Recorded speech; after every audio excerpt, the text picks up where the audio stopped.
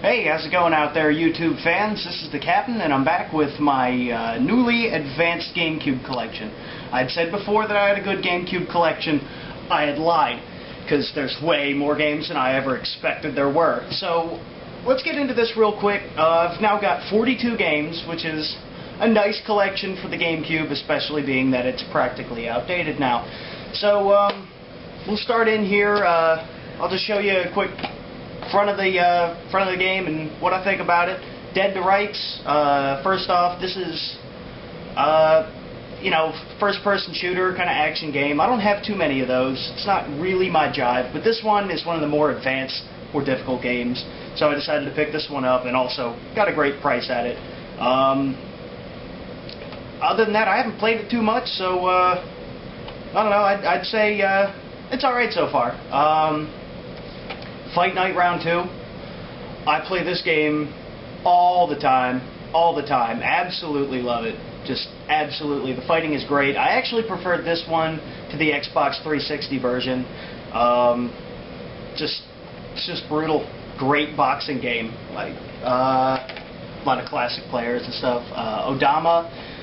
This game is really creative, really innovative. It's sort of a pinball mixed with a military RTS, and it comes with the microphone controller, and you tell your ground troops what to do. Now, this game it's fun to play around with, but it can be frustrating, so it's better for advanced players or someone who really wants a new and innovative challenge.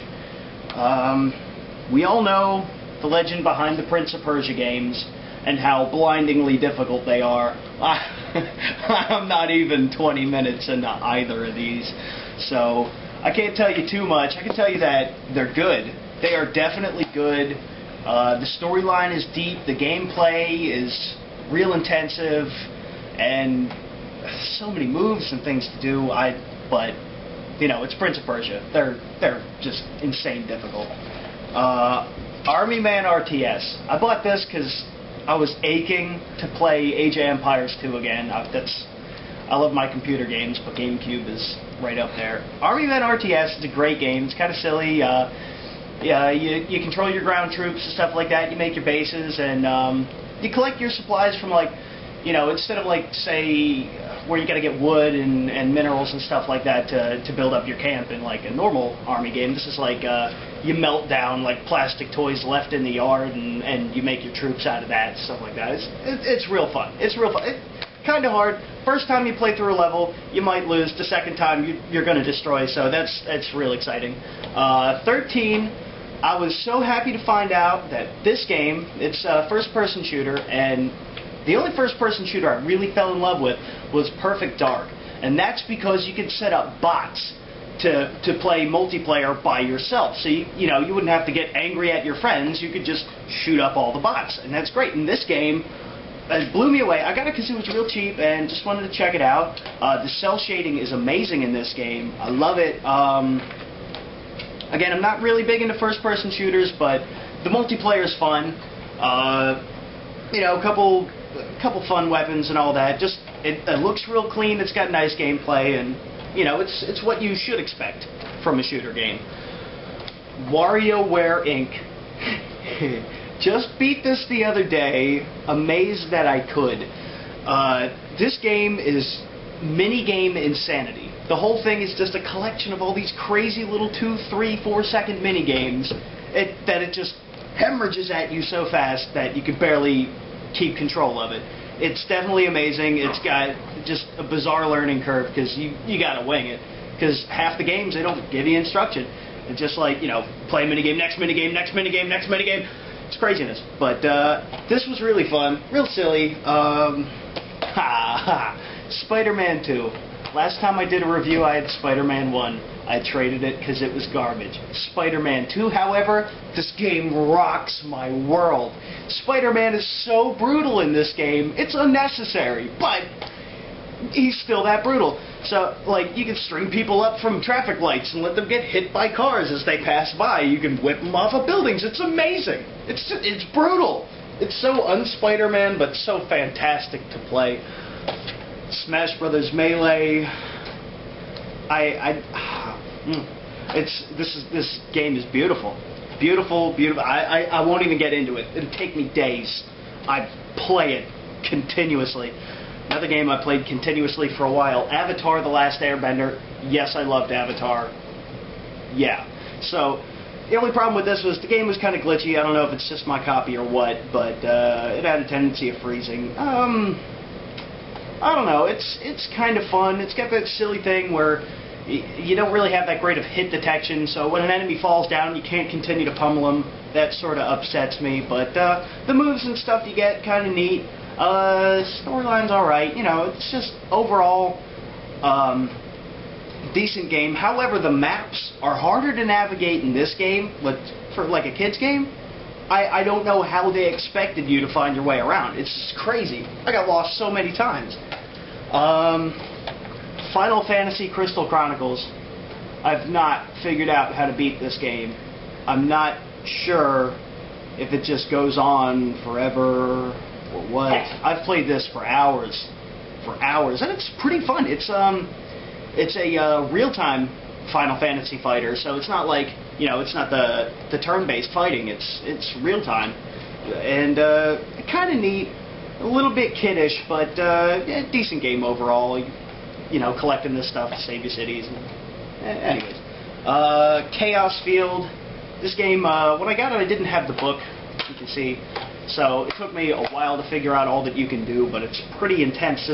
There's two planes of existence. There's one that's really chaotic, where things explode quickly, and one that's less chaotic, less stuff you gotta dodge, and you know, things take a while to explode. But it's one of those, you know, what do you call them, shmups, and you know, bullet dodger, just like crazy. Fun game though. You got 3 different ships, and they have different power-ups, and pretty fun. I play this one every once in a while when I don't feel like playing Ikaruga. Wario World. This game is so easy to beat. I mean, really, you don't get punished at all for anything except for the puzzles. The puzzles just, some of them, one of them in particular took me forever to figure out. But other than that, it's a fun game, but it's really easy. It's just really easy. It's just one of those, you know, coin collector sort of, you know, stomp on people, just silly platform games. But it was alright. No storyline though. It was weird. You get these little elf people that help you out. But anyways, Paper Mario: The Thousand-Year Door. This has been my obsession for the last 2 weeks. I played the original Paper Mario. I'm sure we'll get into this game eventually because I love it. But I used to be addicted to the old Paper Mario. This one in particular is fantastic. It took all the old things from the original game, it gave you some new sidekicks which have some pretty fun abilities, and made the fighting system so much more advanced. Like, you know, there's little things that you can do for flair to get back your star points, stuff like that quicker. This is a really fun game. Everything or Nothing. Dinotopia, based on a book. There's a lot of reading. I don't know. I've only played a little bit of it. Not that great so far, but you know, I always try to look for different RPGs that seem fun. Worms 3D. I gotta endorse this game. This is fun. It's a little clunky, I'll say that, but if you played it like a lot multiplayer, it would be a fun game. Like there's so many weapons, so trying to learn them all is a difficult thing. But you know, it's kind of like an RTS sort of thing.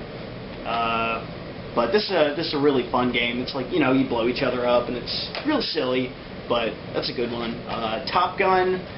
It was actually my brother played this game when he stopped by, and I got this more for him because I don't really do the dogfighting. But this happens to be one of the only dogfighters I know of on the GameCube, and it's actually pretty good. I know that your railgun on the plane is excellent for taking people down, so that's nice for people who like to do that, do it the hard way. 1080 Avalanche. This is a pretty fun game. It's just about as good as 1080 on the 64. You know, it's not really new. It's snowboard racing, but oh god, the soundtrack is horrible. It's so horrible. It's so radio rock. I could not believe it. But yeah, pretty good. The levels are Levels are good. I don't know of any real problems. Graphics are kind of nice. Oh yeah, good racer. Alright. Rayman 3. Hoodlum Havoc. It's kind of silly, but, you know, it's definitely a Rayman game. Good platformer and all that. I like the soundtrack on it a lot, and I don't know, pretty decent game, but not one I've spent a lot of time on, if that gives you any clue.